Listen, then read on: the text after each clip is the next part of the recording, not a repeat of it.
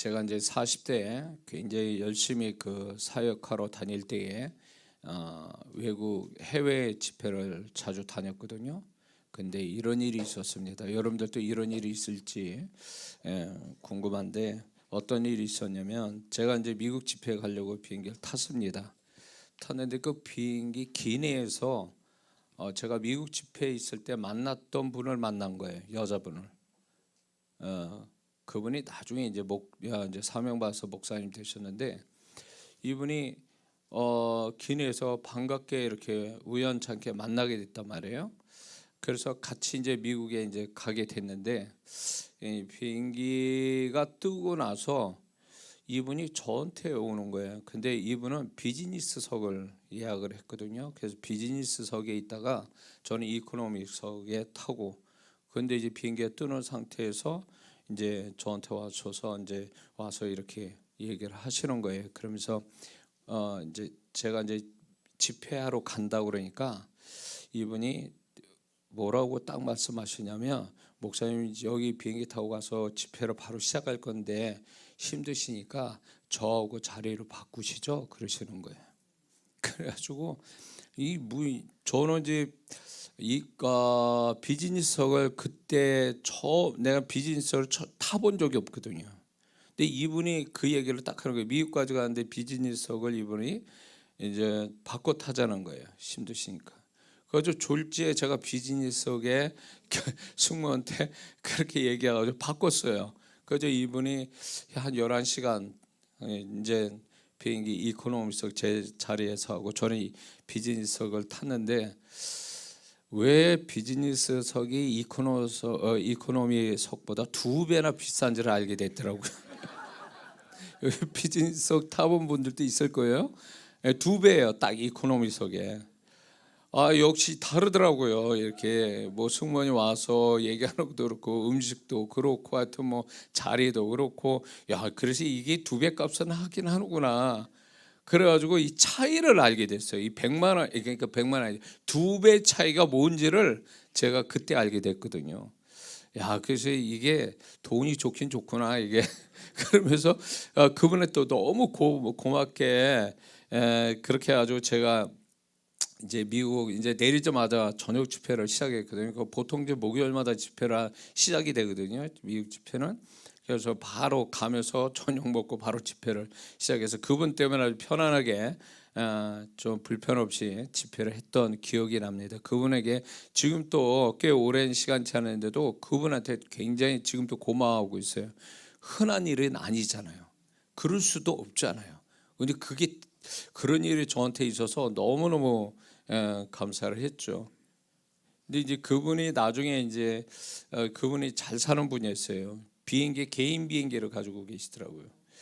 그래서 집회 가는데 맨날 그냥 막 정신없이 그냥 그 차를 몰고 미국에서 이제 차를 몰고 막 집회 현장 가고 막 이랬는데, 그 남편분이 불신자예요.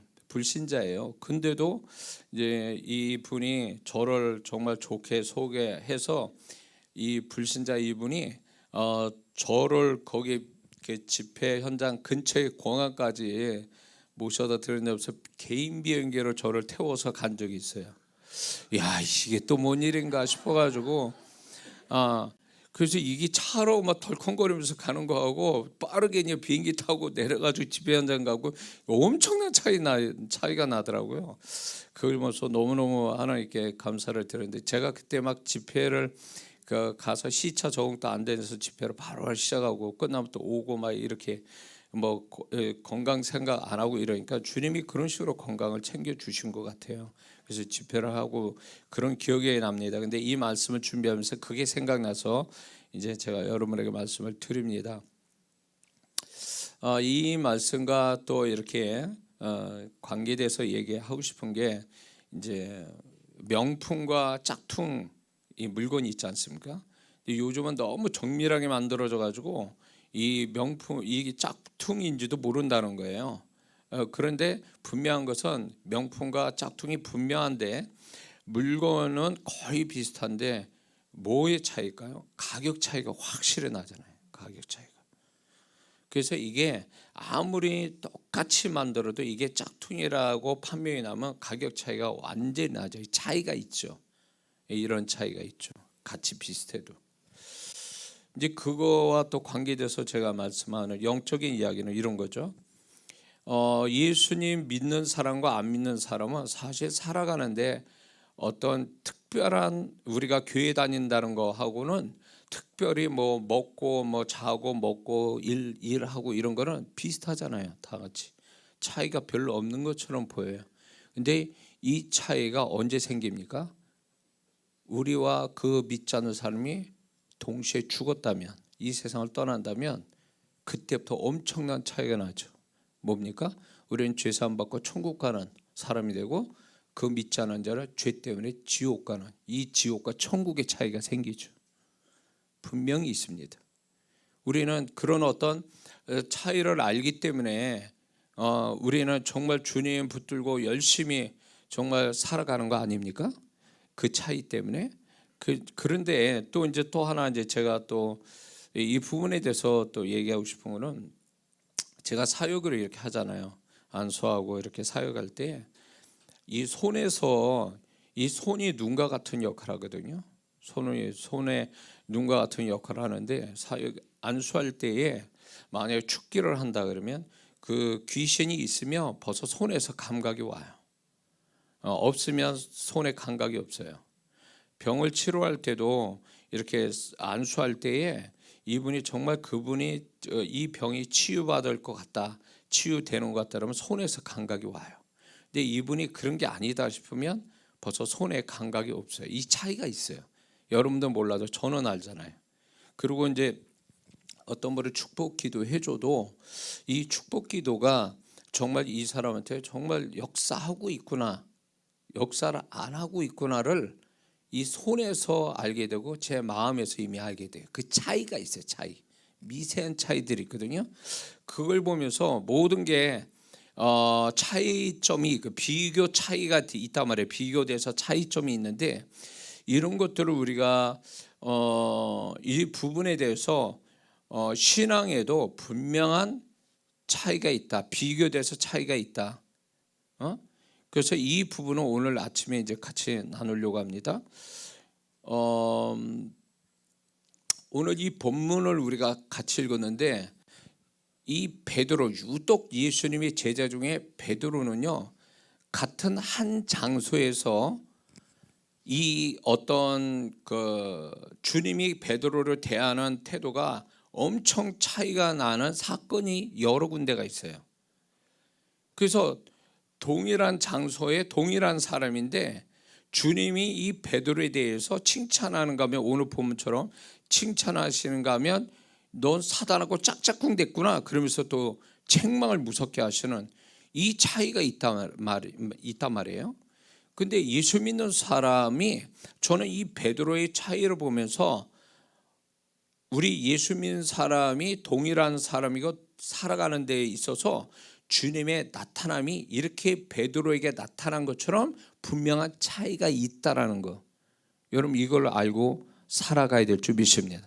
그래서 이 차이점을 확실하게 분별해서, 이렇게 하면 주님이 나를 책망하시고, 이렇게 하니까 주님의 은혜도 떨어지고 축복도 없구나, 이렇게 할 때 주님이 나를 은혜 주시고 축복하시구나, 이 차이점을 우리가 2026년 살아가는데 분명히 이거를 분별할 수 있는 능력을 가져야 될 줄 믿습니다.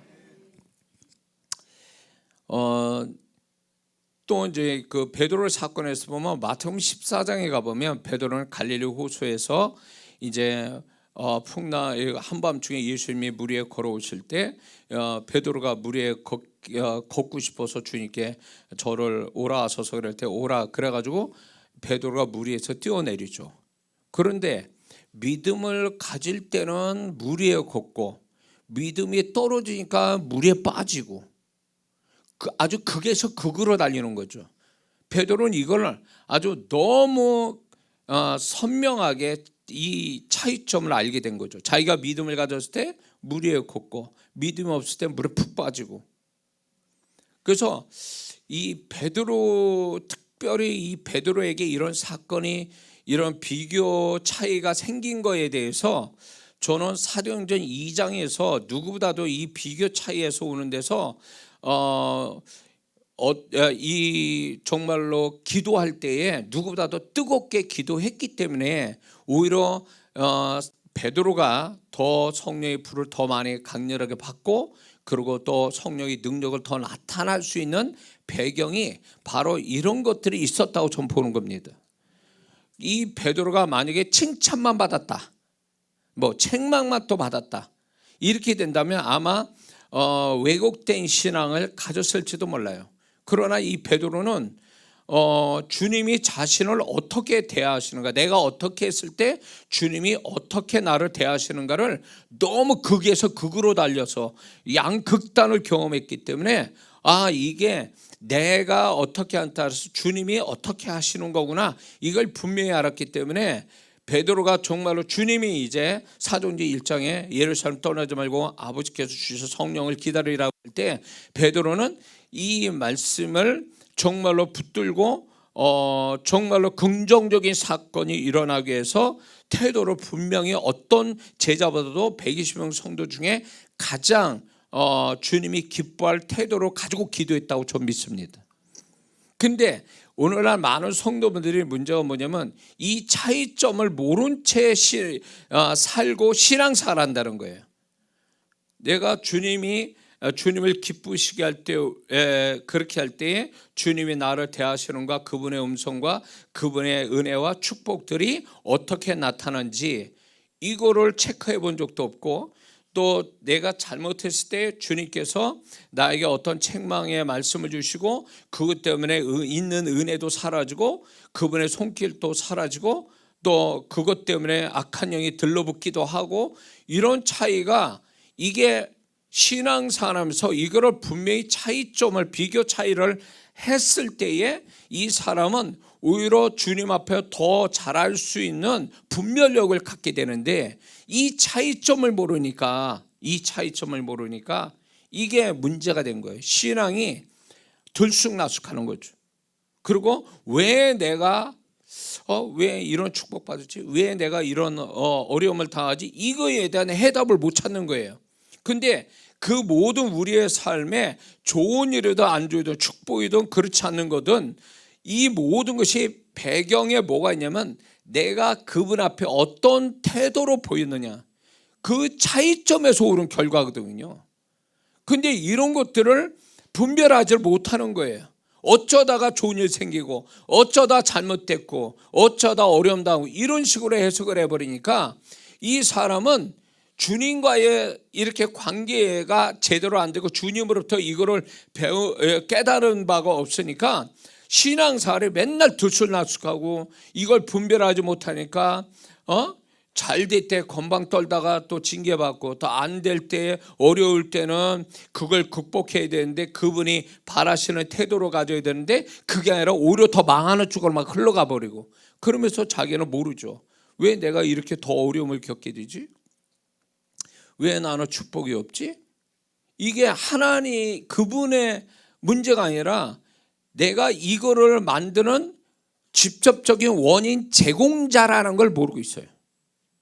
베드로가 왜 주님이 칭찬하고 왜 책망을 합니까? 베드로가 그거를 원인 제공을 했잖아요. 처음에는 정말로 계시받아서 주는 그리스도의 살아계신 하나님이 이렇게 말하고, 또 사단과 짝짝꿍돼서 사단의 생각을 말하고 있고, 이 차이를 베드로는 주님이 그래서 가르쳐 주신 거잖아요. 네가 좋은 말 했구나, 너는 지금 안 좋은 얘기했어, 이런 식으로 얘기하지 않았잖아요. 배경이 뭔지를 얘기하셨잖아요. 야, 네가 이 모든 걸 알게 한 건 너의 생각에서 나온 게 아니라 아버지의 계시로 이루어졌다. 그래서 근원이 어딘지를 얘기하고 계시고 그것 때문에 네가 칭찬을 받는 거다, 이런 거잖아요. 그리고 왜 책만 받는지는 사단의 생각과 짝짝꿍된 것이 네가 이렇게 말하는 걸로 되어져서 내가 책망할 수밖에 없다, 이렇게 얘기하시는 거잖아요. 그러니까 이 주님의 이런 어떤 양극단의 주님의 태도는 이 베드로의 그 발생의 원인은 베드로의 태도에 달려 있었던 거죠. 베드로가 자기도 모르게 주님의 귀신으로 말하고 자기도 모르게 사단과 짝짝꿍돼서 얘기하고 이런 것들을 주님께서 왜 이걸 밝혔냐면 네 차이점을 보라는 거예요. 이랬을 때 내가 어떻게 대하고 네가 이렇게 했을 때 내가 어떻게 대하는지를 네가 분명히 알아야 된다 이거예요. 이걸 가르쳐 주신 거예요. 베드로한테. 근데 우리는 이렇게 지도로 맞습니까? 주님께? 이런 거를 신앙사를 정말로 문제가 있는 신앙생활 오래 했어도 문제 있는 신앙이 뭔지 아세요? 모든 걸 대충으로 구렁이 담 넘어가듯이 적당히 하고 얼렁뚱땅하는 이 신앙의 습관이 오랫동안 몸에 밴 성도들이 있어요. 근데 이런 사람은요 주님과의 사귐이 없는 사람이 이런 걸 보이는 거예요. 베드로가 이렇게 철저하게 주님으로부터 비교 차이를 경험했기 때문에 누구보다도 주님이 어떤 분인지를 알고 어떻게 해야 자기가 더 그분 앞에 잘할 수 있고 다른 자보다 앞서가야 될지를 이미 이걸로 배웠다 그거예요. 학습이 된 거예요. 근데 오늘날 많은 성도분들이 교회는 다녀요. 그런데 문제는 뭐냐면 주님과 사귐을 통해서 주님의 나를 차이나게 대우하시고 어떤 때는 오히려 취급당하는 낮은 어떤 취급당하는 베드로 같은 취급당하는 일을 경험할 수도 있는데 이거를 분별을 못한다 그 얘기예요. 이 차이를 분별하지 못하는 거예요. 그러니까 많은 이렇게 성도분들이 신앙생활 오래 했는데 모든 걸 적당히 얼렁뚱땅 그러면서 대충 막 이런 식으로 가니까 구분이 없으니까 왜 그게 나에게 그런 일이 벌어지고 주님은 왜 나한테 이렇게 대하시고 또 어떤 때는 왜 이렇게 대하시는지 이걸 헷갈려 하는 거예요. 그러니까 주님의 문제가 아니라 내가 주님이 그렇게 하게끔 내가 원인 제공자인데 원인 제공자인 내가 나를 분별을 못한다 그거예요. 잘하고 있는지 못하고 있는지 이걸 분별 못하는 거예요. 그래서 주님이 베드로도 그럴 수 있으니까 어떨 때 잘하는 거고 어떨 때 잘못하는지를 가려내셔서 말씀한 거잖아요. 응? 베드로에도 네가 주님의 아버지의 계시 받아서 그렇게 말해서 내가 칭찬한다. 네가 귀신과 사단과 짝짝꿍돼서 이렇기 때문에 책망한다.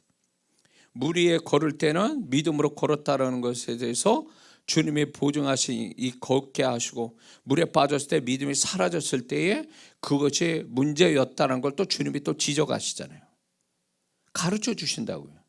베드로는 누구보다도 실제 몸으로 주님이 어떻게 자기를 내가 어땠을 때 주님이 어떻게 대하시는지를 배운 거예요. 몸으로 직접.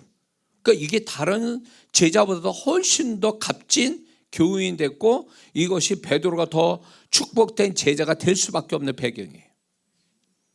근데 오늘날 많은 성도분들도 마찬가지예요.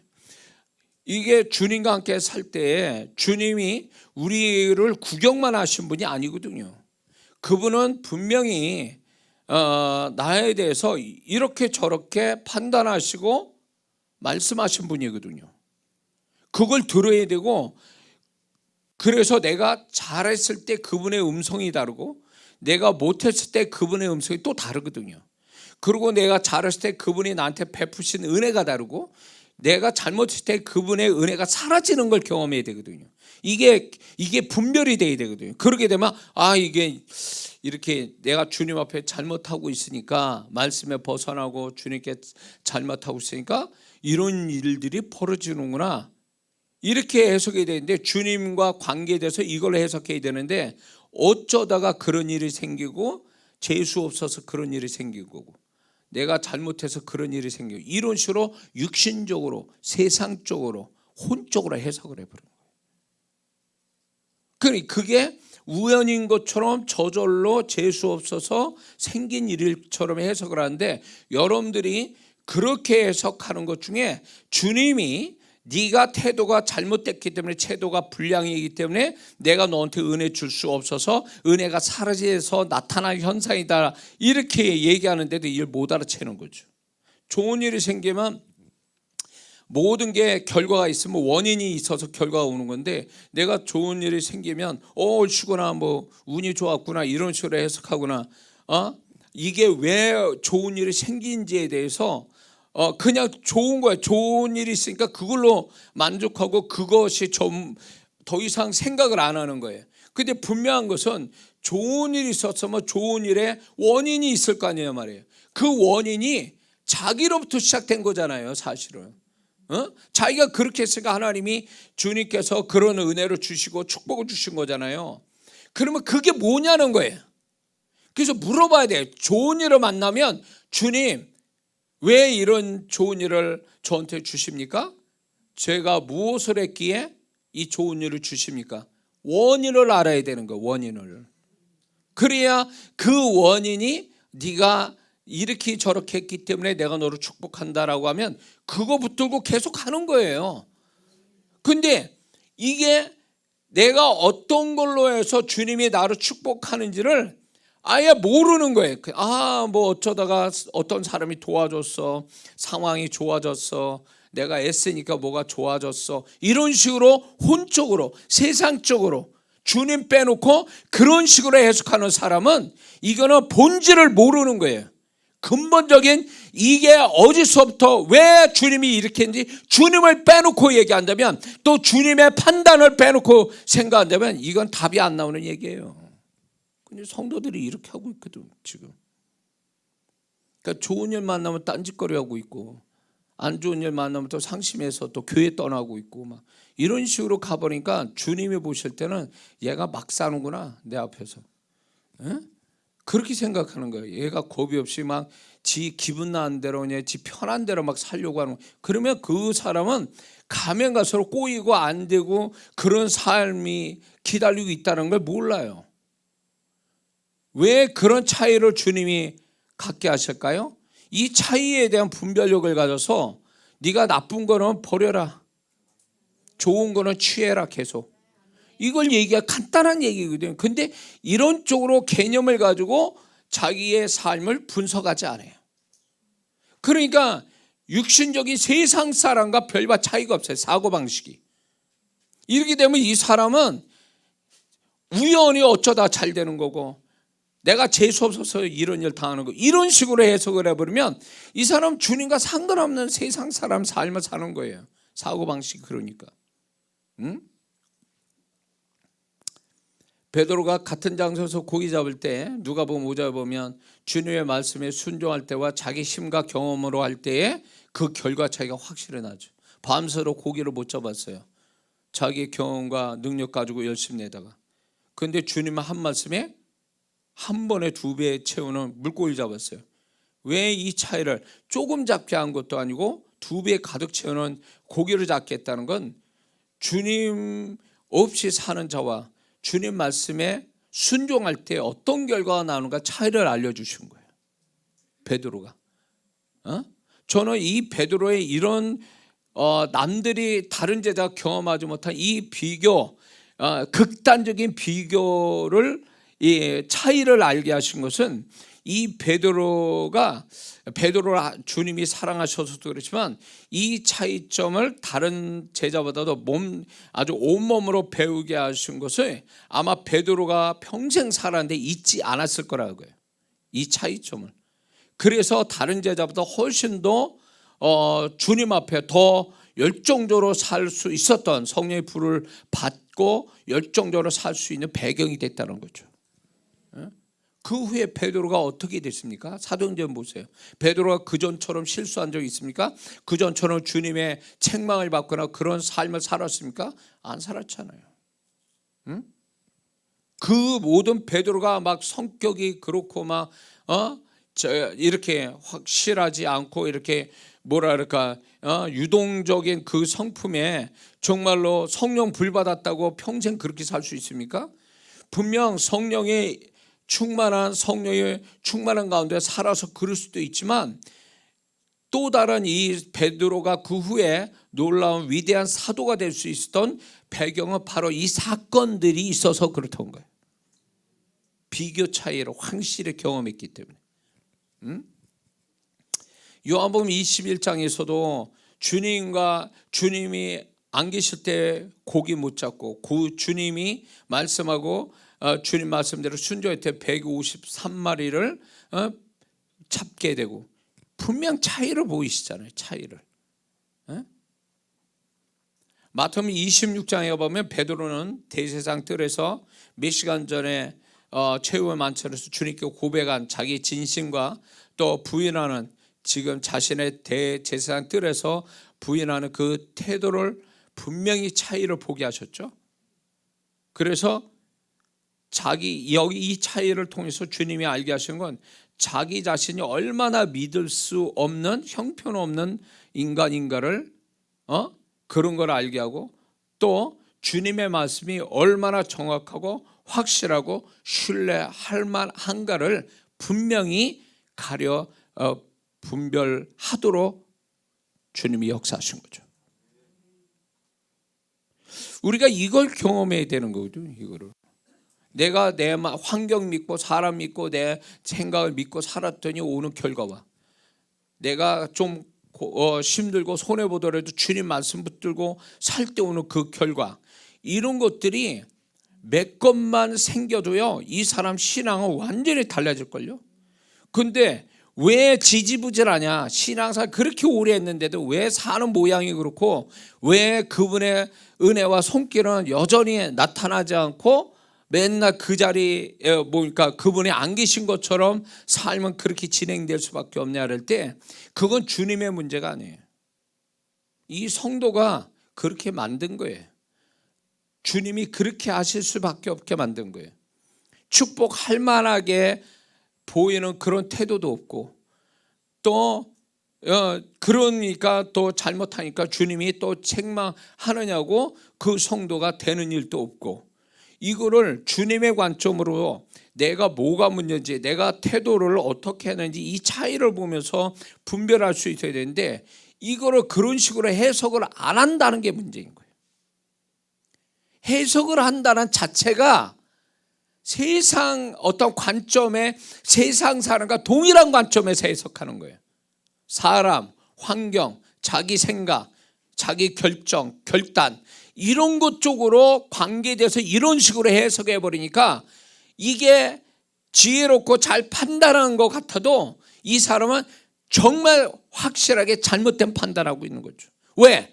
그거는 주님이 내 삶에 모든 것 되어주시고 나의 모든 결정권자인데 그분이 그렇게 결정하셨기 때문에 벌어진 일에 대해서 주님은 빼놓고 생각한다면, 주님의 생각을 묻지 않고 해석한다면 이거 해석이 안 된다 그 얘기예요.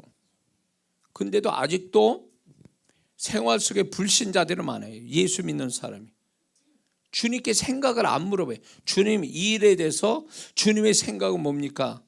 제가 이렇게 하는 데 대해서 주님은 어떻게 생각하십니까? 내 태도에 문제가 뭡니까? 왜 이런 문제가 생겼을까요? 주님 답을 주세요. 이렇게 기도한 적이 있냐고. 맨날 어려우면 살려주세요, 고쳐주세요, 채워주세요 이렇게만 기도해요. 주님이 그런 기도를 할 때 잘못한 건 아닌데 문제가 있다라는 거예요. 뭔지 아세요? 그렇게 기도할 때 주님이 얼마나 답답하겠어요. 그게 문제가 아니라 그렇게 기도하는 게 중요한 게 아니라 왜 이런 일이 생겨야 되는지는 너는 왜 나한테 안 물어보냐는 거예요. 너는 이거를 해석하고 있느냐는 거예요. 제대로 내 생각을 가지고 네가 올바르게 분별하고 있냐 그 얘기예요. 그런 거는 하나 찾을 생각 안 하고 이걸 통해서 주님이 가지신 생각을 읽어내고 그런 분별력, 거기다 말씀을 들여다보면서 말씀을 통해서 분별력을 가지려고 해야 하는 게 아니라 이런 거는 관계없이 그냥 계속 좋은 일이 있으면 이거 왜 땡잡았다 싶어가지고 거기에 취해가지고 그냥 건방 떨고 주님 앞에 제대로 하지 않고, 도대체 이렇게 신앙생활 한다면 이게 무슨 주님과 함께 사는 삶이냐고. 베드로가 이런 경험을 안 했으면요, 베드로가 사도행전 1장에서 정말 그 베드로가 보세요. 얼마나 본인이 또 상처 입었을 거고 주님에 대한 부끄러움도 죄책감도 있고 그러지 않았겠어요? 주님이 부활하실 때 정말 그분 주님 앞에서 할렐루야 하면서 주님과 허구했겠습니까? 그렇지 못했던 배경이 뭔지 아세요? 베드로가 자기가 죄가 있거든, 죄책감이 있고 자기가 하는 행동이 있으니까 그런 게 있었단 말이에요. 그런데 그런 마음 가지고 사도행전 1장에 기도를 제대로 했겠습니까? 이미 마음에 자기도 상처받고 죄책감이 있는 사람이 열심으로 정말 다른 제자와 120명 성도와 함께 기도를 할 수 있느냐? 저는 못했을 거라고 봐요. 마음에 장애가 있어서. 그런데 이 베드로가 누구보다 더 뜨겁게 기도할 수 있었던 건 이 차이점을 분별했기 때문에 그런 거예요.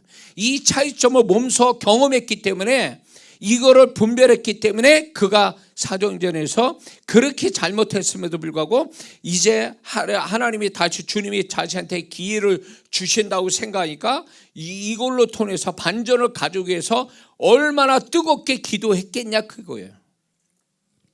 이해가 되십니까? 그러니까 무슨 일이 벌어졌느냐가 중요한 게 아니에요. 사실이 중요한 게 아니라 이 사실에 대한 해석이 중요한 거예요. 우리의 삶에 사실만 가지고 판단하는 이 자체가 잘못되어 있어요. 믿는 자는 그렇게 해석하면 안 돼요. 이 사실이 나타나기 위한 해석을 잘해야 돼요. 이 해석을 잘하는 게 사실이 우리에게 축복이 될 수도 있고, 불행한 사실이 우리에게 축복이 되고, 좋은 어떤 그 긍정적 사실이 나한테 불행으로 또 가져올 수도 있는 거죠. 왜 주님을 빼놓고 해석하냐고. 왜 말씀을 빼놓고 해석하려고 그러냐고, 자기 삶을. 이 얘기는 뭐냐면 자기 삶에 주님이 나의 머리털까지 다 세셨다는 걸 안 믿는 사람들이에요. 우리의 삶이 자충우도 어쩌다 생기는 일이라고 생각하는 거예요. 그렇습니까? 공중에 나는 새도 그분이 허락지 않으면 아무리 명사수라도 그 새는 못 맞힌다고요. 왜? 그분이 그 새 한 마리도 지켜주시니까. 그런 하나님이면 내가 예수 믿고 구원받아 하나님 자녀된 나를 머리털까지 다 세신 하나님이 막 아무렇게나 우리의 삶이 살도록 놔두셨겠냐, 그거예요. 우리의 삶이 벌어지는 건 그분의 치밀한 계획 속에 허락 안에서 이루어진 일들이에요. 그분이 아무 생각 없이 우리에게 허락된 게 아니에요. 잘하든 잘못하든 그 모든 것들이 아무 하나님이 관심, 무관심 속에 아니면 무능력해서 우리의 삶에 이런 걸 못 막아줘서 그냥 터진 뚝처럼 그냥 우리 삶에 막 들어와서 나를 괴롭히는 게 아니라 그 얘기예요. 그러면 그게 내가 원인이든 아니든 간에 분명히 주님이 이 베드로를 통해서 우리가 알 수 있는 건 분명히 우리의 삶에 나로 인해서 그 뒤에 주님이 이 내 삶을 어떻게 평가하고 판단하신지가 나타나고 있는데 이거로 분명히 가려서 분별해야 된다는 거죠. 무슨 말인지 이해가 되시죠? 왜 주님은 베드로에게 한 자리에서 이런 비교 체험을 갖게 하셨을까요? 베드로의 입장에서 보면 첫 번째는 베드로 자신이 누구인지를 적나라하게 알게 하시려고 하는 거예요. 베드로 자신이 어떤 사람인가. 그건 그거죠. 두 가지죠. 주님 아니면 안 되는 무력한 자기 자신을 뼈저리게 경험시키기 위해서 허락된 일들이죠. 또 하나는 자신을 믿을 수 없는 존재란 것을 실감나게 인정하게 만들려고 이런 비교 체험을 하게 하시는 거예요. 그래서 왜 하나님은 우리의 삶에 있어서 내가 애쓰고 힘쓰고 막 똑똑하게 한데도 안 되는 일이 있다면 주님께서 봐라, 네가 이 일을 네가 잘할 것 같지만 네가 얼마나 무기력하고 얼마나 네가 지혜가 없는 자인지를 경험시켜 준다는 거죠. 그거를 알게 하시려고 그렇게 하는 거거든요. 근데 어떤 성도는 이걸 때렸어요. 계속 내가 이렇게 생각했사오니 나를 이 생각대로 되게 해주세요라고 막 하나님께 막 항의하듯이 기도한 사람이 있어요. 고집스럽게. 아니요, 자기가 그렇게 했는데도 뭔가 결과 안 나오면 생각을 바꿔야 되는 거예요. 주님이 이걸 인정하지 않아 하시는구나. 그러면서 주님이 그러면 내가 하고 있는 일을 어떻게 하기를 바라시는가, 그거를 주님의 생각을 받아서 그 생각대로 생각을 가지고 뭘 했을 때 그 결과와 내가 고집해서 내 생각대로 갔을 때 그 결과를 비교 분석해서 그거를 분별할 수 있는 성도가 돼야 차츰차츰 나를 의지하지 않고 나를 믿지 않고 주님에게만 주님의 판단을 믿고 그것 따라 살려고 하는 집중력 있는 신앙이 되지 않겠냐 그거예요. 우리가 여전히 내 생각을 믿고 환경을 믿고 사람을 믿고 신앙에서 오래 했는데도 그렇게 산다면 이 사람은 비교해서 차이점을 아직도 그거를 모르기 때문에 분별력이 없기 때문에 그러고 있는 거예요. 계속 또 그 했던 실수를 또 계속하고 있는 거지. 왜? 모르니까. 이 차이가 뭘 가져다 주는지를 모르니까 계속 실수하는 거예요. 그리고 또 그걸 그 방법대로 살아가는 거죠.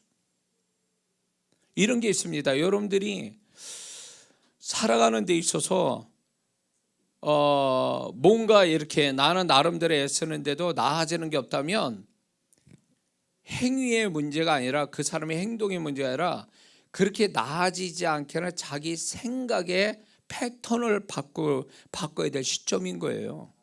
생각을 패턴을 바꾸지 않고 행동만 열심히 한다고 해서 나아지는 게 아니란 말이에요.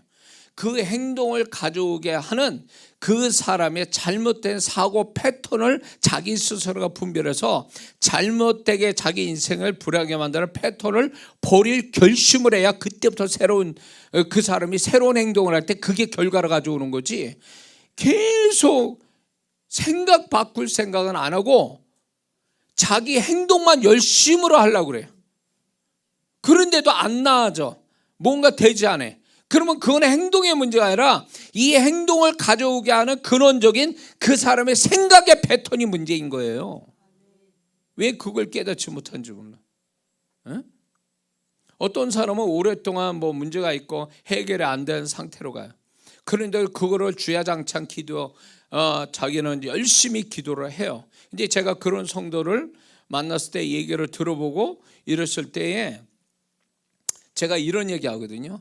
성도님, 지금까지 그렇게 기도해서 나아진 게 없다면 그건 그 방법이 아니라는 얘기 하나님 말씀하시는 거 아니냐고. 지금 이런 생각에 이렇게 기도 내용을 가지고 안 된다는 걸 주님이 지금 얘기하시는 거 아니냐. 오랫동안 그렇게 해도 안 된다라는 것은. 그러면 지금부터 생각을 바꿔야 되는 거 아니냐. 기도 내용도 바꾸고. 그래야 그분이 역사하는 거 아니냐. 왜 이거를 끝도 없이 주님이 역사할 시점도 넘어간 그런 데서 왜 고집스럽게 계속 그것만 주장하고 하나님께 계속 말하고 있느냐는 거예요. 이런 성도분들이 있어요. 물론 이런 게 있어요. 믿음의 인내를 요구하시는 우리의 문제도 있어요. 그분이 원하시는 믿음의 인내를 계속 갖게 하기 위한. 근데 그거는 스페셜이고 보통 제가 만나는 성도분들의 문제는 바로 이거예요.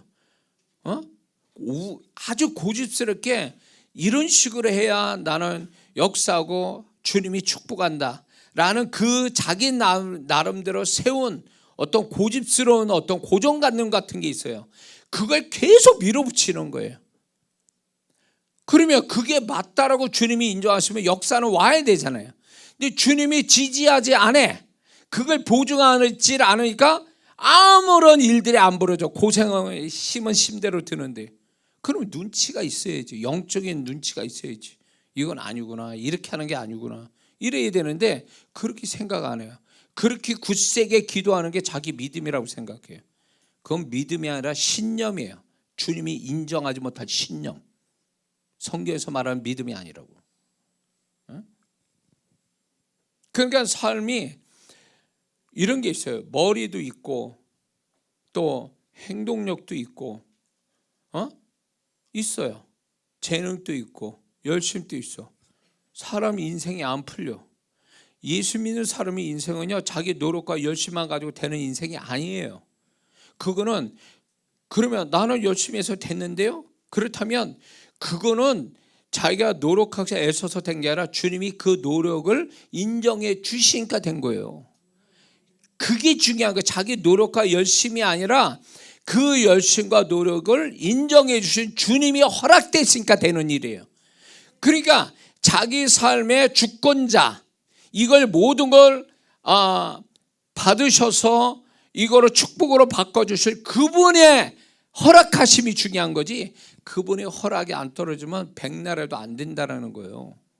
근데 우리는 생활 속에 불신자서 주님이 이런 걸 다스려 가시고 그분의 허락이 아니면 요한복음 3장 27절의 말씀처럼 하늘이 주신 바 아니면 사람은 아무것도 받을 수 없느니라.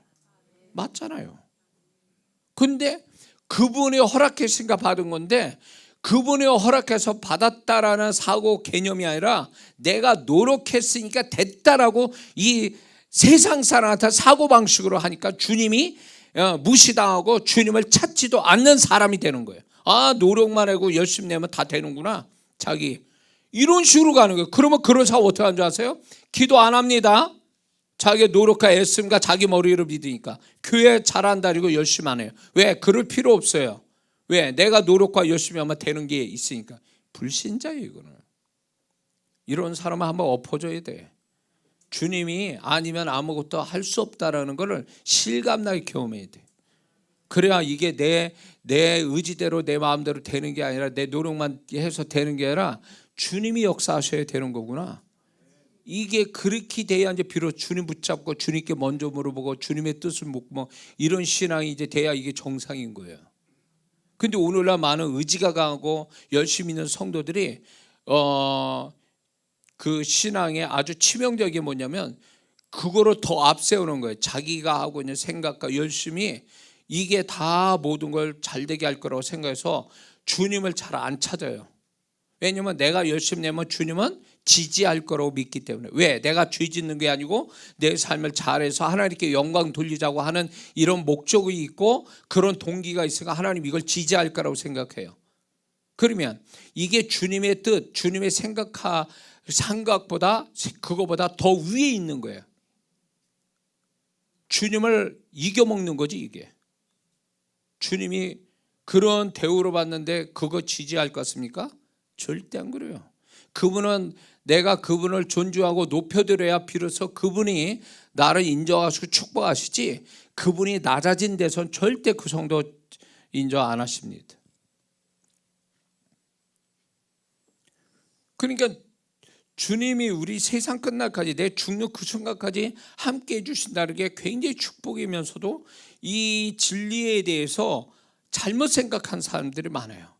함께 해주신다니까 내가 우선이고 내가 주인공이고 내가 주체자고 내가 주인이고 내 인생에 이런 식으로 해서 주님이 함께 하신다니까 내 옆에 사이드로 보호해 주시고 보호해 주시고 또 도와주시는 분으로 이런 식으로 인식을 해요. 스텝처럼. 이게 잘못된 사고방식이에요. 그분을 격을 낮추는 태도인 거예요. 자, 주님을 1번으로 여기고 사는 자의 삶과 주님을 2번으로 생각하고 1번을 자기라 하고 2번으로 사는 사람의 삶을 한번, 내가 아니더라도 다른 사람의 삶을 한번 보고 비교해서 그것이 어떤 결과를 가져오는지 분별할 필요가 있어요. 그래야 이게 차이가 있구나. 이게 주님을 우선으로 둔 자와 나중에 둔 자의 삶의 결과가 이렇게 다르구나. 그럴 때 무슨 생각 듭니까? 주님을 먼저 두고 사는 게 이게 정답이고 이래야 축복받는구나. 이걸로 갈 거 아니에요, 결론이. 이거를 원하는 거예요, 주님이. 이 비교 분석해서 정말로 그분이 원하는 신앙의 태도로 갖게 하려고 비교 분석하게 만드시는 거예요. 베드로를 그래서 양극단에 그거를 경험시켜서 양극단의 주님의 태도를 보게 한 거죠. 베드로에게 왜 이 한 절에서 비교 체험하게 하시냐면 베드로의 존재와 신앙의 수준을 높여주시기 위함이에요. 이게 결국 베드로가 누구보다도 양극단의 비교 분별력을 갖게 되니까 주님이 어떤 분이고 어떻게 내가 해야 그분의 은혜와 축복을 받는지를 확실하게 알게 된 거죠. 누구보다도 확실하게. 그것이 베드로의 신앙 수준을 높이는 계기가 된 거예요. 어떤 사람은 자기 망한 줄 알고 안 좋은 쪽으로 막 내달린 사람은 어디 있어요? 알면서 가지는 않거든요. 알면서 가지는 않아요. 모르니까 그렇게 가는 거예요. 근데 이게 좋은 결과와 나쁜 결과를 이걸 자기 삶에서 이게 한 건이라도 이게 정말로 실감나게 경험한다면 이 사람 이게 하나가 평생을 어쩌면 이게 엄청난 어떤 태도, 분명한 태도로 갖게 되는 계기가 될 거로 좀 믿습니다. 이렇게 내가 이런 태도였으니까 결과가 안 좋구나. 이런 태도를 하니까 주님이 이렇게 축복하는구나. 그럼 멍청한 사람, 미친 사람 아닌 이상에 내가 이런 태도 좋게 내가 이렇게 할 때 주님이 나를 이렇게 축복하시는구나. 그걸 안다면 그쪽으로 가지 미친 사람처럼 저거 엉뚱한 길로 반대로 갈 사람은 없잖아요. 이걸 정확하게 모르니까 그쪽으로 가도 괜찮을 것 같은데 이러면서 가는 거죠. 그래서 주님은 베드로를 이 빛과 어둠, 잘된과 망함 이런 거를 선명하게 만들어서 베드로 자신이 이 부분에 체험돼서 절대로 안 좋은 쪽, 주님이 인정하지도 않고 축복하지도 않고 이런 쪽을 쳐다보지도 않고 오로지 주님이 기뻐하시고 축복하실 쪽으로만 그냥 집중력 있게 갈 수 있는 베드로가 된 거죠. 이거를 우리에게 가르쳐 주시려고 하는 거예요.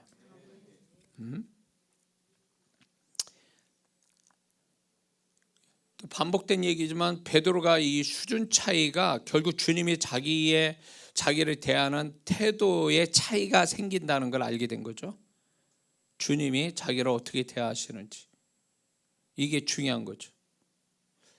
우리는 우리의 삶의 형태 있잖아요. 우리의 삶의 상황들 있잖아요.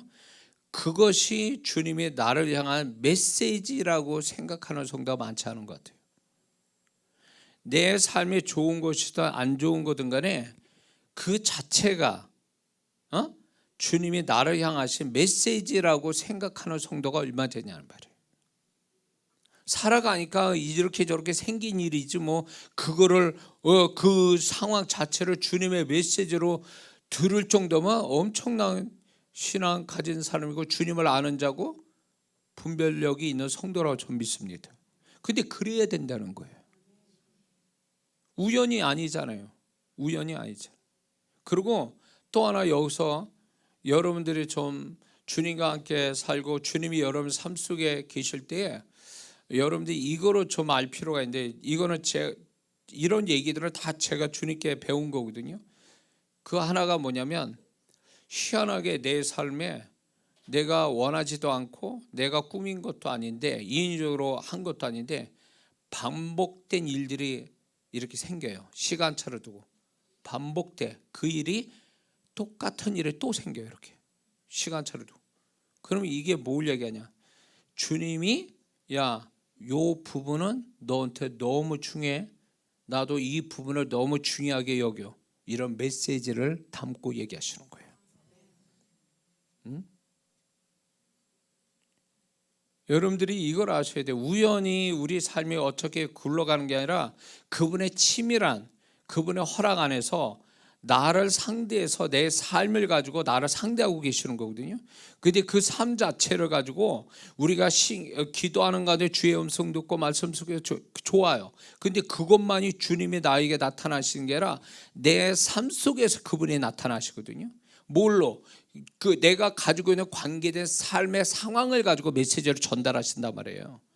그걸 들으셔야 되는데 반복해서 나오는 것은 중요하다고 얘기하시는 거고 이 사람이 뭔가 잘못됐어요. 근데 잘못된 거를 주변에서 계속 반복된 일을 계속 보게 된다면 경고하시는 거예요. 그거는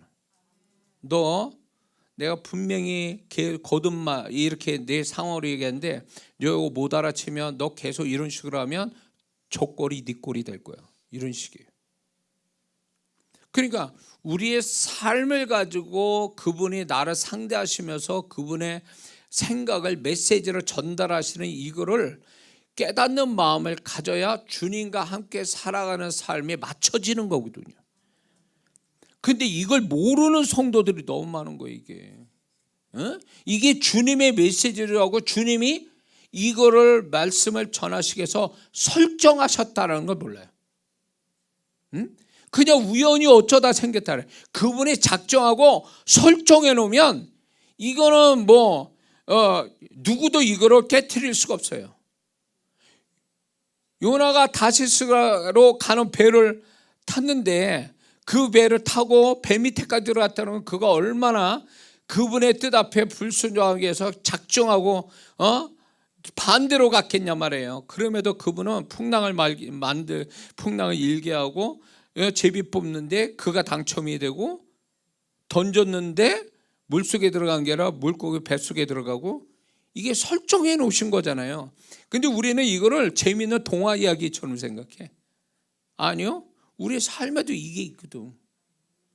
누구도 어떻게 해낼 수 없는 하나님만이 하시는 설정이 있단 말이에요. 그걸 통해서 하나님은 분명한 메시지를 나한테 전달하고 있는데, 그분이 만들어 놓으신 설정에 대해서 무시하고 지나갈 때도 있어요.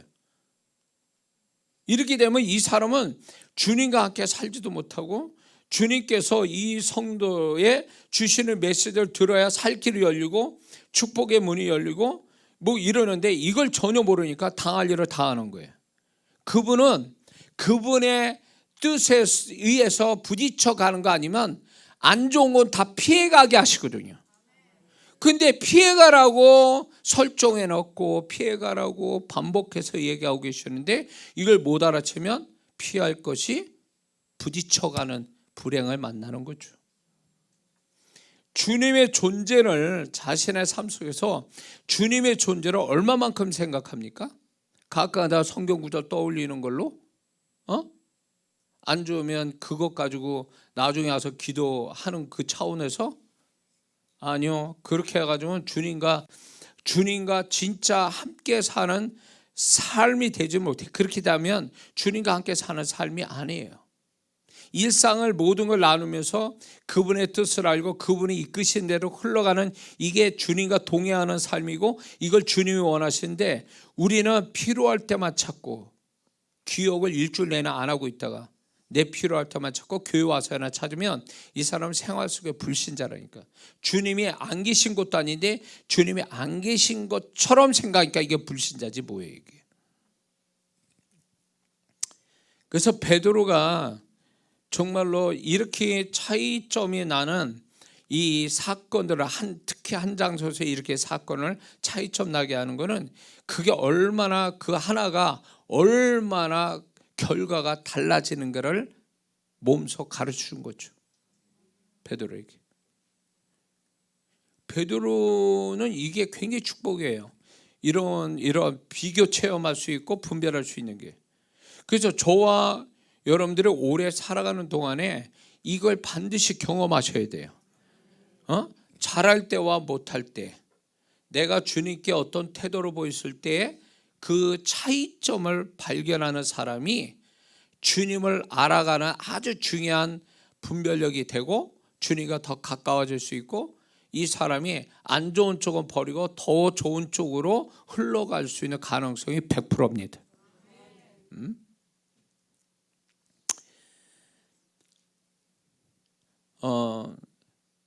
저도 사역 속에, 이제 사역도 제 삶에서도 그렇고, 이렇게 제가 이제 마음의 동기가 좀 인간적인 동기를 가질 때와 주님의 마음에 그 마음을 가지고 그거를 동기로 삼아서 할 때는 결과가 차이가 나는 걸 많이 경험해요. 벌써 제가 나쁜 건 아닌데 인간적인 동기를 딱 가지면 주님이 보증하지 않아요. 그러면 성도들한테도 제가 그렇게 할 때 그 성도들도 반응이 없어요. 근데 주님의 마음 가지고 제가 말을 하거나 이럴 때 주님이 보증해 주니까 그 말에 대해서 반응이 와요. 그 성도에게. 이 차이가 사역 속에서 엄청 많아요. 제가 주님이 가라는 데 갔을 때 열악한 상황인데도 주님이 엄청난 예비된 거와 엄청난 성령의 역사가 일어나는 거, 그거와 초창기 때 내가 인간적인 마음으로 이렇게 집회를 골라서 갔을 때 나타나는 현상은 완전 극에서 극이에요. 제가 만약에 집회를 제가 초청 받는 대로 다 갔으면 아마 지금보다 집회는 갑절 이상으로 했을 거예요. 그런데 주님이 제가 초창기 때 봐라 말이지. 내가 너 가지 말라는데 갈 때와 내가 가랬을 때 나타나는 결과로 봐라. 그러면서 이제부터 절대로 인간적으로 네가 집회를 하려고 하지 마라. 정하지 마라. 그래서 그때로부터 제 사역 원칙이 생긴 게 뭐냐면 누가 뭐 초청을 하고 저 칭찬하고 아무리 해도 소용없어요. 기도해서 너 거기 가지 마라. 그러면 그래서 지금까지 주님이 가지 말라 했는데 안 갔단 말이에요. 해외 집회도 마찬가지고 국내 집회도. 에? 근데 주님이 허락하신 데는 또 그럴싸한 데가 아니에요. 또 거기에는 또 정말 제가 봐도 이건 아닌데 최악의, 제가 그랬잖아요. 3명 가지고 집회를 한 적도 있다고요. 근데 정말 주님이 가라 그러면 이제 지금이야 뭐 절대 순종하죠. 그때는 막 갈등을 갖는 거예요. 이게 가야 되는지 말아야 되는지. 근데 정말 주님의 뜻에 순종하고 나면 정말로 거기에 여호와 일에 엄청난 역사들이 기다리고 있더라고요. 그러니까 주님이 나타나시면, 그러니까 그때 막 성도분들이, 이건 이제 제 거짓 없이 말씀을 드립니다. 제 자랑도 아니고 실제 일어난 사실만 얘기하는, 집회할 때 말씀이 주님의 음성이 너무 강하게 나니까 말씀 듣다가 막 소리 지르고 쓰러지고 뛰쳐나가요. 막 사람들이. 내가 더 놀랐어. 그런 현상에 내가 설교를 하는데 근데 나중에 그분들이 말씀을 듣는데 너무 무섭다. 주님의 음성이 막 이게 내가 무슨 협박하듯이 설교한 것도 아닌데 막 그러면서 또 말씀이 칼 같아서 아프대요. 자기가 고통스럽고 그 말씀 듣는 순간에 자기 안에 악한 영들이 드러나면서 이게 튀쳐나간다는 거예요. 자꾸 그런 현상이 막 일어나기도 하고 하여튼 별별 현상이 다 일어났어요. 주님이 역사하시는데, 근데 이게 주님이 보증하는 집회에 갈 때만 일어나는 거예요. 그렇지 않은 데 가면 없어요. 역사가. 주님이, 다른 분들이 저를 하는 거예요. 왜 거기 가시다고 가지 말라고 그래도 주님이 가라고 했기 때문에 가보면 정말 하나님만이 하신 일들이 거기에 있어요. 그리고 결과가 그 교회에도 그 성도에도 축복이 되는 것을 제가 보았기 때문에 주님이 그걸 기뻐하시는 것 같아요. 능력이 나오고 열심히 나는 게 기뻐하시는 게 아니라 그분 앞에 순종했다라는 걸 기뻐하시는 거예요. 순종하죠. 응? 근데 우리에게 인간적인 계산으로 볼 때 계산이 안 나오는 것들을 주님이 우리한테 요구하실 때가 있거든요. 그럴 때라도 여러분들이 그분을 신뢰해서, 좋으신 그분을 신뢰해서 그 믿음 가지고 하게 되면 왜 그걸 하게 하신지 그 결과를 가지고 얘기하시거든요. 그러니까 우리가 너무 이런 게 있어요. 주님과 함께 살면서 내 생각이 얼마나 잘못됐는가, 지나가 보면 내가 어리석었고 잘못된 생각한 거고 결국 내 인생 내가 망치고 있구나, 막 이렇게 이런 후회되는 일들을 뒤에 가서 하는데, 그거를 일찍이 후회를 해야 돼. 일찍이 먼저 일찍이 후회해야 돼. 베드로가 일찍이 후회를 해가지고 주님 정말로 성령 불 받아서 정말 위대한 사도가 됐잖아요. 근데 일찍이 후회 안 하고 모든 인생이 다 끝날 때 가서 후회하면 골치 아픈 거 이거. 어떤 분은 막 저쪽 성도 중에 이제 집회를 하다 보면, 목사님 제가 사역을 돕고 싶은데 제가 한때는 엄청 잘 살았는데 지금은 힘들어서 그걸 못하는데 다시 회복시키시면 할 것 같습니다 그랬는데 그분은 결국 회복이 안 되시더라고. 그러면서 이분의 후회가 그거예요. 왜 자기가 잘 나갔을 때 주님을 잘 섬기지 않는지에 대한 후회를 하더라고요. 이미 때는 있어. 나이 먹었지, 다시 일어날 것도 모두 없지. 왜 일찍이 좀 후회를 했으면 그나마 좀 얼마라도 건졌을 거 아니에요. 근데 그런 걸 다 지나간 다음에, 그래서 제가 이제 작년 연말에 설교도 했지만 후회를 많이 하는 게 지혜로운 삶을 사는 길이다. 후회를 빨리 할수록 좋다. 그래야 하나님이 또 또 후회하지 않는 삶으로 이끄시지 않겠냐는 거예요. 근데 많은 성도분들은 후회를 안 해요. 또 밀어내가지고 분명 후회할 일인데도 후회 안 해. 어떻게 하냐? 후회로 생각하지 않고 다음에 또 있는데요. 뭐 이게 안 되면 저거라도 하지 뭐. 이런 식으로 계속 후회할 일대로 만들어가는 거예요. 주님은 그러기 원치 않는데. 잘 들으셔야 돼요. 지금 제가 이 메시지를 이렇게 전하면서 없는 얘기 자꾸 하는 걸 보면 여기 있는 성도분들이 지금 가지고 있는 생각을 지금 제가 얘기하는 거, 조 목사한테 내 얘기하고 있구나, 이런 얘기 많이 듣거든요. 그게 내가 얘기하는 게 아니라 여러분이 생각하시는 주님이 말씀하는 거예요. 제발 그 생각이 거듭나라고. 구원받아서 옛사람이 새사람 되는 거듭남만 있는 게 아니라 생각이 거듭남도 있어야 되는 거예요. 우리가. 그 베드로는 그 생각이 거듭나게 됐죠. 성경에 보면 베드로 같은 사람도 있어요. 이제 그 양극단을 알게 되는, 그래서 새로운 신앙, 새로운 존재가 되는 사람도 있어요. 다윗이 또 그래요. 다윗이 사무엘상 21장 가보면 자기 나름대로 계산해서 사람 피하기 위해서 이제 블레셋 땅에 가죠.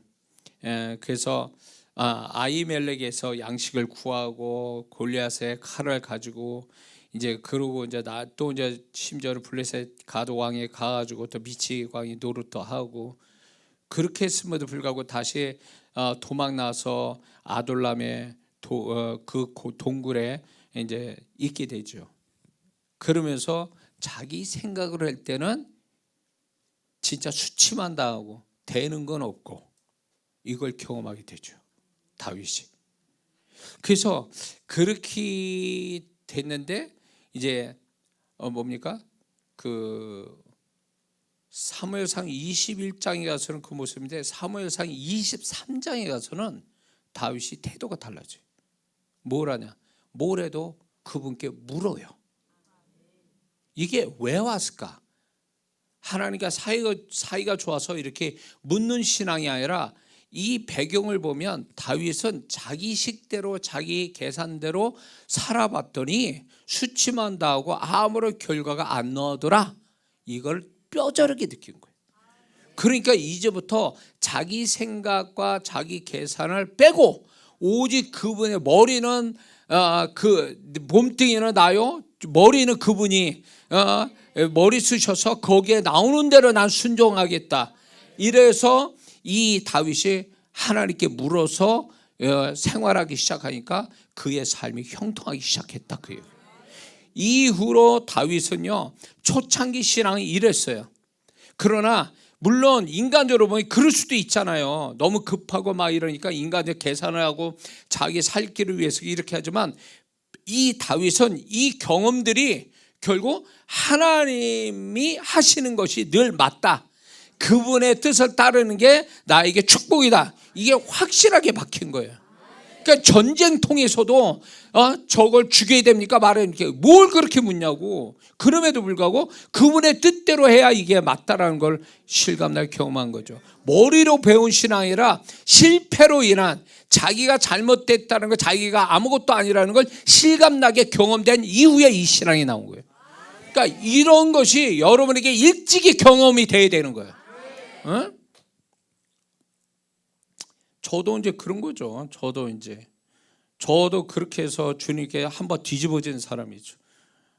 제 머리로 제 열심으로 살았는데 그게 좋은 결과는커녕 뭐 아무것도 없는 빈털터리가 되는 그런 모습을 주시면서 주님께서 이제 결정적으로 말씀하는 게, 너는 네 뜻대로 했다, 내 뜻대로 하지 않고. 그래서 네 인생이 안 되는 거다. 그래서 저는 목회 13년 처절한 그 정말 주님 앞에 그때 당시 저는 이제 죽어도 좋습니다, 이런 말이. 왜냐하면 희망이 없으니까, 소망이. 13년 동안 뭘 해도 뭘 다 했는데도 안 되니까 이제 제가 이제 절망한 거예요. 절망 가운데 있었을 때에 주님께서 이제 새로운 그분의 뜻대로 살아갈 때 오는 새로운 인생을 살기 시작한 거거든요. 그러실 때 누구보다도 저는 13년 속에 그 내 방법, 내 지혜, 내 열심 이렇게 하는 것들이 아무것도 아니구나. 이거를 아주 누구보다도 철저하게 경험됐기 때문에 나는 이제 그거대로 살지 않고 주님이 말씀하면 그 뜻대로 순종하리라. 그래서 저는 이 다윗에서 배운 거예요. 다윗처럼 그냥 주님 이제 나는 아무 생각 안 합니다. 말씀하세요. 제가 순종할게요. 이런 식이 된 거예요. 그러니까 저의 이 태도에 주님이 너무 기뻐하시는 거예요. 그래서 2003년 3월부터 제가 부흥 집회를 나가기 시작했는데, 제가 주님의 이렇게 확실한 주님이 말씀하면 제가 따라가겠다라는 이 신앙 고백을 한 이후로 새로운 인생이 열린 거예요. 그전과 전혀 다른 인생의 모양이 나오기 시작한 거죠. 그러면서 제가 제 아내한테도 얘기할 때 내가 이렇게 살아도 되는 거야? 뭐 이랬거든요, 제가.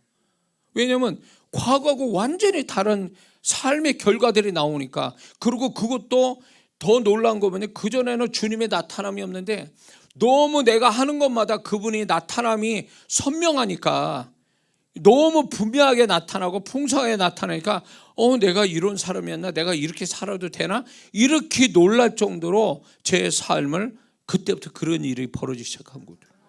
지금까지도 그렇고, 지금까지도.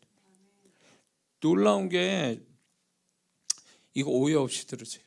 제가 이 코로나 상황에서 이제 주님 앞에 뭔도 이렇게 배운 신학도 그렇고 그러니까 주님 어떻게 하면 좋겠습니까? 주님께서 이제 유튜브를 해라. 그래서 유튜브를 시작하게 됐습니다. 시작했는데 이 코로나 상황 여러분 다 겪어봤지만 예배로 나오지를 못하는 거예요, 성도분들이. 유튜브는 열었는데, 심지어는 나와 박 목사, 내 아들 저기 방송실 3명이서 예배를 드리는 거예요. 그런 교회가 있었죠. 교회도 그런 교회 있었어요. 그런 가운데서도 주님께서 네가 유튜브를 통해서 이제 이 교인이 아니라도 유튜브에 영상이 있는 성도들 위해서 사역을 해라. 뭐 이 성도가 눈에 보여야 뭘 사역을 할 거 아니야. 보이지도 않는데. 근데 주님께서 이제 2가지를 확실히 저한테 주셨어요. 그때 뭐냐면 내가 너한테 영감을 주겠다. 2번째, 내 입에 내가 네 입에 있겠다. 야, 이게 이래도 되는 건가? 이게 정말 맞는 건가? 그래가지고 그때부터 이제 여기 없는 성도, 이 영상으로 참여하는 성도를 향해서 이게 될까? 사역 속에서 가끔가다 그렇게 했어도 이렇게까지는 안 했거든요. 딱 사역하는데 그분이 내가 눈에 보듯이 이 사람이 여기 현장에 있는 것처럼 보는 거예요. 그 집에 있는 것처럼 이게 보이기 시작하는 거예요. 그러면서 이제 이게 보인다고 말을 한다서 말을 한다서 되겠습니까? 말을 한다고 말대로 되냐고. 근데 주님이 제 입에 같이 함께 하시겠다 그러면서 제가 그 말을 믿음으로 선포하니까 말대로 되게 하시는 거예요. 그래서 그때부터 지금까지죠. 그래서 이게 주님께서 이제 제 생각을 빼놓고 만약에 과거 같으면 변명이 굉장히 많았을 거예요. 제가 안 되는 이유로 많이 됐을 거예요, 주님 앞에. 근데 그런 말들이 이제 제가 13년 어렵게 훈련받은 그거의 끝은 뭐냐? 침묵하는 거. 그분이 말씀하면 그대로 그냥 순종하는 거. 이거를 배운 거예요, 제가. 그러니까 그러면 하겠습니다. 이렇게 이제 믿음 가지고 딱 하니까 정말 주님이 그를 보증하는 역사가 와서 지금까지 많은 분들이 축복받지 않았습니까? 그거를 주님이 원하시는 거예요. 이렇게 되기까지 오래 걸렸어요. 제가 이장호 목사 이렇게 되기까지. 그냥 저절로 된 건 아니에요, 사실은. 그러니까 여러분들도 이 안에 2026년 살 때에 이렇게 주님이 비교를 시켜서 그 결과를 차이점을 알게 하시는 것을 여러분들이 잘 모르면 알려달라고 기도하세요. 그러면 그분은 이 베드로에게도 그렇게 했고 다윗에게도 그렇게 하셨잖아요. 그러면 우리에게도 그렇게 하시지 않겠냐는 거예요. 알고 싶어 한다면 알려주시지 않겠느냐 그 얘기죠. 믿습니까? 요나가 불순종해가지고 다시스로 가서 살려고 갔지만 결국 사람한테 버림받고 물고기 뱃속에 들어가고 사경을 헤맸죠. 그러나 이제 그가 말씀에 순종하러 작정하니까 완전 딴 사람 됐죠. 죽을 것 같지만 살게 되고 그의 입술에 하나님이 그 입술에 함께 하셔서 니느웨 사람을 회개하게 되죠. 그러니까 이 차이가 엄청난 거죠. 순종할 때와 순종 안 할 때. 학개서로 보면 성전 지으라고 바벨론 포로된 자들을 이제 이스라엘 땅에 오게 했는데 그들의 이기적인 태도 때문에 자신들의 집들만 가정만 돌볼 때 그들이 실제로 저주를 받았죠. 그 땅이. 그런데 다시 성전 지으라고 할 때 그대로 순종하니까 그러나 오늘부터 내가 너에게 복을 주리라. 그 말씀이 그대로 이루어지잖아요. 그러니까 극단적이야. 야, 순종 안 할 때와 순종할 때, 헌신할 때와 헌신 안 할 때, 이게 차이를 분명하게 하셨다라는 거죠. 하나님은 가나안 땅 정탐한 후에 긍정의 사람 여호수아 갈렙과 부정의 사람 광야 1세대와 광야 1세대들 이 결말의 차이를 광야 2세대에게 보여주셨죠. 그러니까 이 광야 2세대가 어떻게 했습니까? 요단강 건너갈 때도 군소리 안 하고 그냥 물에 들어갔잖아요. 그래서 물이 갈라지고 여리고성도 믿음으로 도르라고 하는 게 이 어떻게 보면 세상 관점 보면 터무니없는 이야기에 이들은 믿음 가지고 돌아. 이게 어디서 배운 건데요? 광야 1세대에서 정말 그 결말이 뭔지 긍정적으로 사는 자와 부정으로 사는 자의 결말을 봤기 때문에 그들이 어느 쪽을 선택해야 될지를 벌써 알고 있는 거죠. 그 차이를 알았기 때문에. 그리고 앞을 보는 자 여호수아 갈렙과 뒤로 보는 자 부모 세대 광야 1세대 그들의 결말을 보게 된 거죠. 여호수아 갈렙은 앞에 보는 자인데 광야 1세대인데도 불구하고 그들은 가나안 땅 들어가고 광야 2세대 자기 부모 세대는 광야에서 죽게 되고 가나안 땅 들어가고 여호수아 갈렙 그처럼 이 차이를 분명하게 광야 2세대 자녀 세대를 알았기 때문에 군소리 안 하고 그분 뜻 앞에 순종하고 갔더니 그들이 기적의 사람 되고 가나안 땅 차지하는 사람 됐잖아요. 그러니까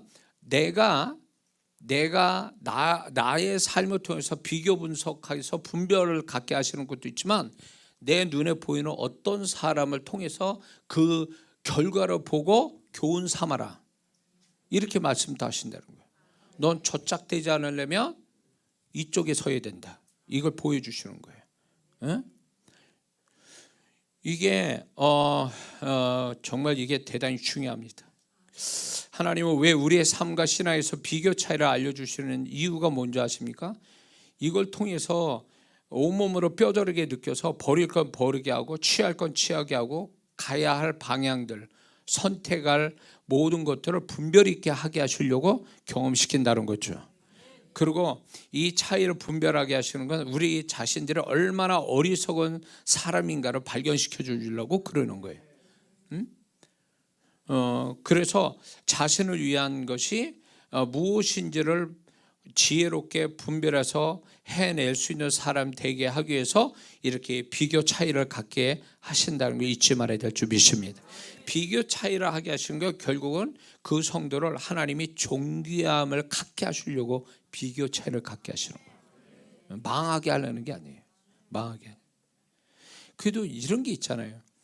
좀 주님이 비교 차이를 자주 갖게 하신다면 이제 어느 정도 분별이 되면 이쪽은 아니구나. 그리고 이제 그쪽으로 주님이 원하는 쪽으로 방향을 가야 되는데 계속 이런 분별, 이 차이, 비교 차이가 있는데도 이거를 어느 시점에서는 버릴 걸 버리고 자신을 불행하고 하나님 원하지 않는 것은 버릴 줄 아는 결단이 있어야 되는데 계속 그거에 계속 뺑뺑이 돌듯이 반복하고 있는 성도들도 있다는 거죠.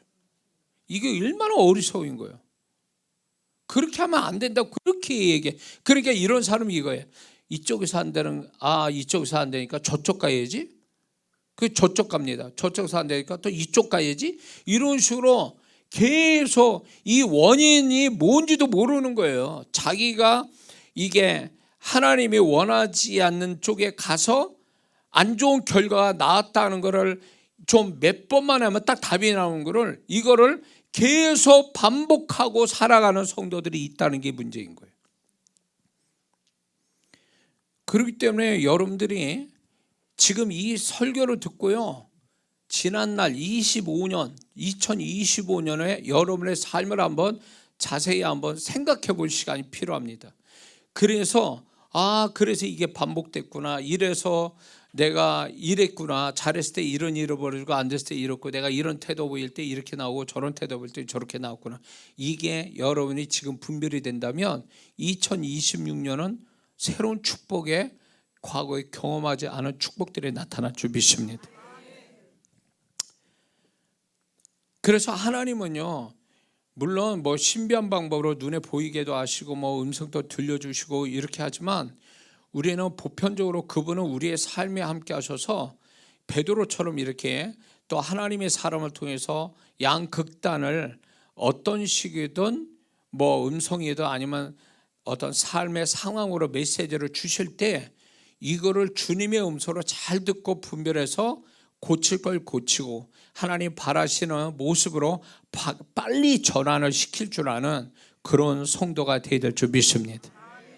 그래서 우리가 이 한 해 살아가는 동안에 이걸 좀 알 필요가 있어요. 주의를 지키는 것과 안 지키는 것의 차이, 기도한 것과 기도 안 한 것의 차이, 말의 수준의 차이, 또 회개하는 것과 회개 안 하는 것의 차이, 헌신한 것과 헌신 안 하는 것의 차이, 하나님의 인도하심과 그렇지 않은 것의 차이, 존재값이 높아질 때와 낮아질 때의 환경의 차이, 죄를 가질 때와 죄를 버릴 때 차이, 하나님이 보증하시는 것과 그렇지 않은 것의 차이, 이 차이를 우리가 분명히 알아야 됩니다.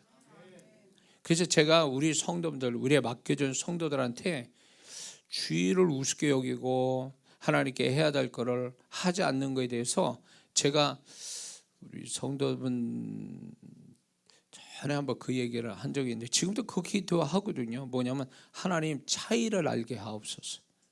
그래야 주의를 안 지킬 때와 주의를 지킬 때 차이를 분명히 하나님이 알게 하신다면 주의를 지킬 거 아니에요 말이에요. 그래야 신앙이 올바른 신앙이 되는 거잖아요. 뭐 사정이 있어서 주의를 못 지킵니다, 아주 그냥 편안하게 얘기해. 그러면 제가 어떻게 얘기해요? 전에 같으면 뭐 어림없다, 교회 와야 돼, 와라, 안 온다 해도 넌 내가 분명히 얘기해서 와라, 이렇게 하는 제가 성격이거든요. 근데 지금은 그렇게 말 못합니다. 삐질까 봐. 성도들 그렇게 말하지 않고 알았어, 네, 이렇게. 그렇고 하나님께 기도합니다. 차이를 알게 하옵소서. 방법이 없어요. 이제는 뭐 요즘 목사의 권위도 그냥 땅땅 툭툭 떨어져가지고 도대체 말해도 안 듣고 그냥 삐지고 또 이러니까 그렇게 해서 해결이 되는 게 아니더라고요. 그래서 저는 다만 이 교회에 대해서는, 주오신 교회에서는 최종적인 권위는 목사가 갖고 있고, 저의 말에 주님이 이거를 최종적인 어떤 결론으로 들으시기 때문에 제가 그 얘기는 꼭 합니다. 그래야 이게 성도들 뭐 징계받으라고 하는 게 아니라 이게 차이가 뭔지를 알아야 주님이 더 기뻐하시고 더 축복스러운 방향으로 흘러갈 거 아니냐는 거예요. 이 차이를 모르니까 뭐 기도한 거와 안 한 거의 차이가 아무것도 없으면 누가 기도하겠습니까? 근데 이 차이를 알게 해달라고, 성도들이 이 차이를 분명히 알게 된다면 더 실감나게 하나님 앞에 더 축복된 모습을 갖지 않겠냐 이거예요. 왜 우리가 축복된 일을 하면서도 왜 흐지부지하고 억지로 하고 왜 그렇습니까? 그 차이를 몰라서 그래요. 그 차이를 몰라서. 그래서 저는 우리 성도들한테 지금도 계속 기도하는 게, 우리 성도들이 희미한 이것도 아니고 저것도 아니고 막 이런 신앙이 아니라 분명한 차이를 알아서 하나님 원치 않는 거는 아예 쳐다보지도 않고 하나님 원하는 방향으로 열심히 내달리는, 그래서 하나님은 어디까지 역사하는가, 어디까지 나를 축복하는가, 이걸 경험하는 성도가 되기를 좀 바라는 거죠. 예? 목사가 그런 기도 안 한다 해도 여러분 자신 스스로가 이 기도해야 돼요. 예? 이건 겁나서 기도 못하는 분이 있습니까? 하셔야 돼요. 그래도 올해 우리가 살 때에 하나님이 나를 어떻게 대하시는지, 내 태도에 따라서 그분의 어떤 모습으로 결과로 우리에게 주실지를 우리가 그걸 알아봐야 돼요. 알아봐야 돼. 응? 알아봐야 이제 거기에서 이제 이럴 때 하나님이 이렇게 하고 저럴 때 저렇게 하시구나. 이 차이를 알면 하나님을 기쁘시게 하고 또 나의 축복을 위해서라도 우리는 그 더 좋은 방향으로 흘러가도록 우리가 더 스스로 자극받고 열심 낼 수 있는 줄 믿습니다. 그래서 올 한 해는 더 이 차이를 알아서 더 축복된 방향으로 흘러가서 작년보다 더 크신 하나님의 손길을 보시기를 주의 이름으로 축원합니다. 기도합니다.